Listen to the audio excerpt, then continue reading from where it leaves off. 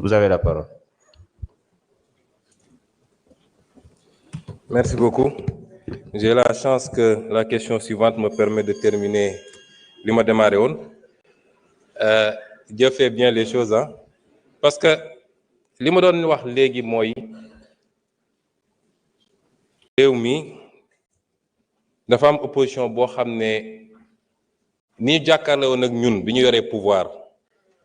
ci sos ci tirimal der ci wax lu ñaaw def tout pour liquider ñu jàpp nañu noonu la ñu war a continuer tey sauf que bëri na loo xam ne ñemeetuñ ko. Am na député boo xam ne fii bokk na ci ñi daw tey fii la taxaw ne Ousmane Sonko rebelle MFDC am naa preuve bi duñ ko jox réew mi et cetera. Est-ce que tey sañ na taxawaat wax ko? Du ko ñeme. Téeméeri fi tam ñëpp foofu la ñu wutee ndax man li ma daan wax bi may nekk opposition damay taxaw wax ko assumer ko mais dañuy dem fay ay nit ñii ay journalistes lañu ñii ay soi-disant chroniqueurs ne leen dem leen di diffuser de fausses nouvelles dem leen di sos ci nit ñi. léegi wax nga affaire 300 les policiers lu ne dégg nañ ko ci policiers yi. Policiers yooyu recrutement politique la woon li ci ëpp. Policier boo xam ne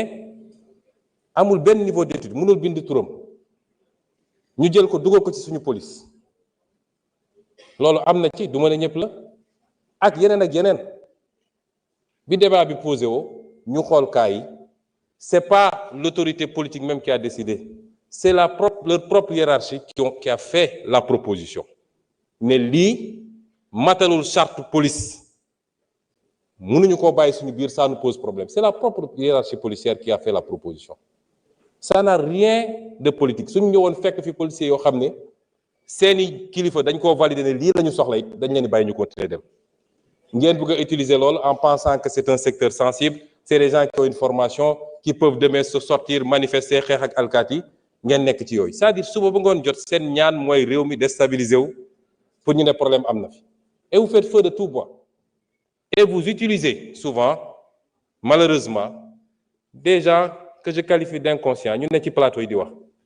Par rapport à la question posée par l'honorable député, dama wax sànq ni la politique pénale est définie par le pouvoir exécutif. Ci domaine bii maanaam annoncé ko Sénégal yépp nag désormais la politique pénale c'est zéro tolérance à la matière. ma wax ko ñëpp sur le fondement de la constitution de la République du Sénégal non contre Pape Djibril Fall amoo sañ-sañ xëy rek dugg ci moom dugg ci këram tudd jabaram tudd doomam saaga ko wax lu ne au nom de la politique. Est-ce que vous l'accepterez vous? Il faut mu jeex ci réew mi. Ce sera zéro tolérance désormais dans ce pays. Diffusion de fausses nouvelles, ce sera zéro tolérance dans ce pays. Que chacun assume. On vous garantit à tout le monde la liberté d'expression. Mais on ne vous garantit pas ce qui va suivre après. Ku nekk na assumer lu muy wax. Kenn ragalu fi opposition. La preuve, je suis le premier ministre qui vient le plus à l'Assemblée. Depuis que je suis en politique, j'ai toujours invité les gens au débat public. Fii laa daan taxaw, j'étais un député de Pastef. Assemblée bi fees fii laay taxaw wax li may wax teg samay fait teg samay chiffres. Donc nous on n'a pas peur du débat. Mais lii ngeen bëgg a nekkee ci réew mi suñ ko bàyyee fi muy jëm du yoon. te nag kenn ku ne na koy natt ci boppam. Le juge bi nga xam ne andil nañ ko nit kooku avouer devant le juge ni lii maa ko wax maa ko def mu soofantal ko relaxé ko ne c'est pas grave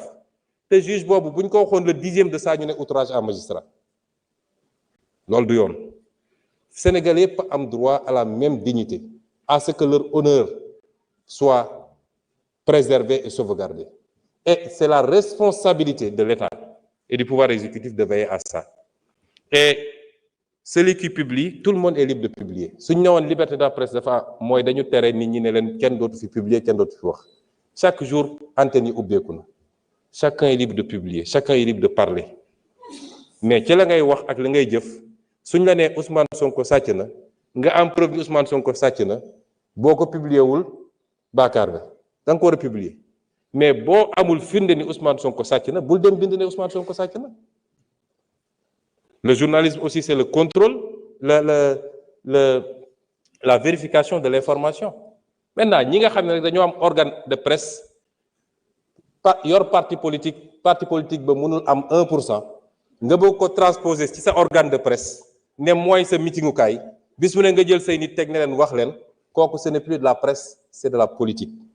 il faut l'assumer. Pour ce qui est maintenant de solution yi communication mi ngi ci. L'État a le devoir de garantir à tous les citoyens les libertés yi constitution bi accordé, liberté d'aller et venir, liberté d'association, liberté d'opinion. Mais l'État a le devoir également de l'encadrer. Il y a un travail éducatif, certes, parce que li xew dernièrement suñu société te man je suis logique avec moi-même, j'ai été opposant mun ngeen génne samay vidéo yu bëri yu ma wax ak samay militant ne leen santuma kenn saaga ak xaste parce que loolu du suñu ADN man dama bokk fi ma bokk man ñun xamuñu saaga suñu jotee su meeku régler li ñuy régler ba pare ku nekk solaat dem sax moo ñu gën a taxaw di saaga xamuñu loolu. Et j'ai toujours dit à mes militants tere naa ku wootew ci man di wër di xaste di saaga ak ku munti doon ça on est constant avec nous-mêmes. Mais le développement de ce phénomène ces derniers temps appelle plusieurs réponses defe naa am na un volet éducatif ñu war koo démarrer nag à la base ci ndaw ñi parce que tubaab bi daf ñoo defaral ay outils jox ñu waaye usage bi defe naa dañ ciy xaababal ñu teel a former barki démb maa ngi doon def fii marche ak xale yi xale bi jigéen bi wax ci turu xale yi dafa insister sur la protection des enfants contre les abus sur Internet. tey kenn ku ne ci ñun war nga am looy tiit su dee sa doom mi ngi fréquenter Internet loolu il faut ñu xool nuñ koy gérer il faut mu am communication il faut mu am éducation il faut mu am waxtaanaat suñu biir mais il faut mu am fermeté également dans la gestion de certaines dérives loolu mënul ñàkk ci mbir mi également. ma dellu si waat aussi ci li ñu wax ci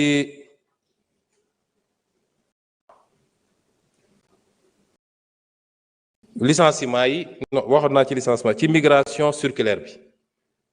ñun suñu position dafa mus a leer bi may nekk opposant dem naa fii ci plage bi fekk fa nit ñi waxtaan ak ñoom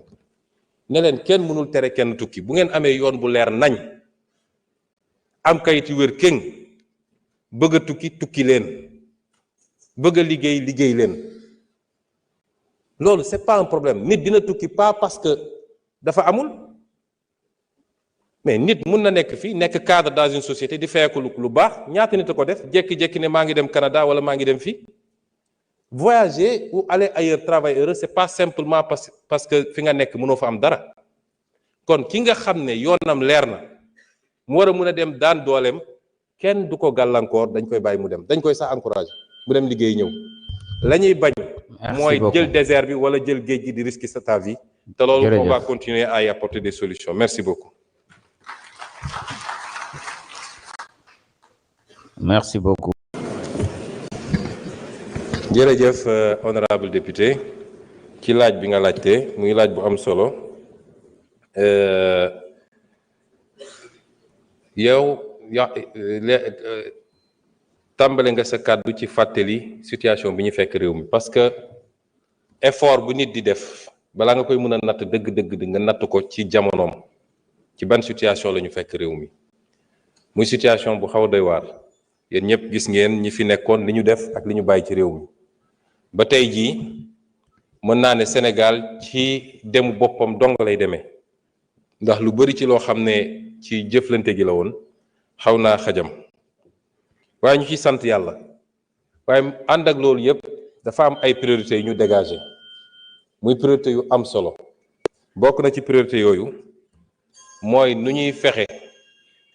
ba yenn yi nga xam ne yitte la ci sénégalais yitte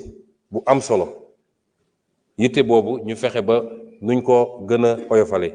dund gi nag ci la bokk dund gi soo ko tuddee daanaka lu yaatu la mais am na lu ñu mën a wax les biens de première nécessité ndax dund gi lépp la waaye boo jëlee li nit di lekk ak li nga xam ne day jëm ci dëkkuwaay wala yu mel noonu wala paj mi ba ci njàng mi yooyu jàpp nañ ni président Bassirou Diomaye daf koo def muy une priorité absolue bu ngeen seetee conseil des ministres yu teglantu yépp man mii def naa communication conseil des ministres ba le passé ci yi nga xam ne ñu ngi koy taxawal pour lépp lu jëm ci luwaas bi ak li ñuy wax logements sociaux balaa loolu annoncé woon nañu wàññi yi nga xam ne fas nañ ko def ci ceeb bi ak yeneen yi gëm naa ni sax amaat nañu marge yu ñuy wàññee te loolu lépp nag état bi nga ko def ci contexte bu métti mais mi ngi ko def ci sacrifice parce que naka lañ def ba wàññi ceeb bi bokk na ci bëri na loo xam ne dafa nekkoon ci biir ceeb bi état bi war koo am muy ay recette mooy taxe yi ngay fay ki importé ceeb bi bu ñëwee war a dugg ci biir réew mi dafa war a fay ay taxe douane taxe yooyu lu am solo la ci gafaga état bi pour mu mun a faire face ak ci yeneen priorité loolu yépp état bi da koo teggi ne teggi naa ko pour mun a wàññi dund gi waaye yemuñu ci loolu dañoo dem ba gis ni bokk na ci liy surenchérir mooy sooy dem jëndi fu sori ñi nga xam ne intermédiaires yi bëri boo moytul kenn ku ne bu tegee tuuti ci marjam bu dellu see fii moo koy yokk ñu dépêché ay mission ne leen dem leen ministre bi jiite ko ngeen dem directement Inde ngeen dem waxtaan ak ñoom bañ demee waxtaan am nañ fa ay réduction yu am solo yoo xam ne moo impacté ci prix ceeb bi yamuñ ci loolu parce que tey ceeb bi soo ko jëlee nii mënoon nañu dugalaat taxe bi te du tax prix ceeb bi yokku ndax niveau réduction bi ñu am est-ce que loolu dañuy jël maintenir génne prix taxe bi wàññiwaat ngir ceeb bi wala dañuy dugal taxe bi mu am lu muy dugal ci gafa état bi ñu mun koo orienter ci yeneen préoccupation ñu ngi koy étudier waaye dama lay wax rek ni yitte la boo xam ne lu ñuy surveiller la tey soo jëlee lu mel ni produits pétroliers yi ak li xew ci àdduna bi ñu commencé seeni guerre commerciale ba léegi bokk na ci rare impact yu ñu war a wax positif la mooy gis nga ni lépp lu jëm ci prix baril bi wàññeeku na bu baax moo tax ñun immédiatement dañuy mettre en place le dispositif pour xool loolu yëpp nuñ koy répercuter ba consommateur bi sénégalais bi mun koo yëg man mi mettre na en place un comité moom le ministre de l'énergie moo koy jiite ministre des finances nekk ci yeneen ministre yëpp ci ni ñuy def ba wàññi prix courant bi ci ménage yi waaye ñu ciblé ko ñu fexe ba ménage yi nga xam ne ñoo gën a ndóol te boo jëlee fichier RNU bi nga xam ne ANSD moo koy defar nu mu tuuti mat na 500 000 ménages ñu ne ñii ñooy ñi gën a ndóol ci Sénégal ñu fexe ba ñooñu ñooy ressentir le prix de la baisse ni impact bi parce que boo ciblé wul def diminution globale